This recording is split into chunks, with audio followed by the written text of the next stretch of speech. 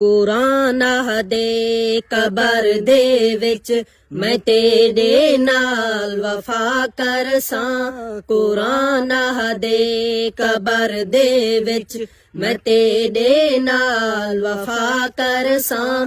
ਪੜ੍ਹਿਆ ਕਰ ਰੋਜ਼ ਤੂੰ मैं हक अपना अदा करसां।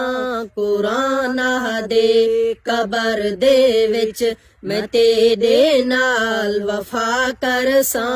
कुरान दे कबर दे विच जदां तैकू गुसल दे के कफन तैकू पवेसन चा। जदां तैकू गुसल दे के कफन तैकू पवेसन चा। देखी वल कबर अंदर, देखी वल कबर अंदर मैं जलवा आप दिखा खड़सां। पढ़ा कर रोज तू मैं हक अपना अदा करसां। कुरान दे कबर दे विच मैं तेरे नाल वफा करसां।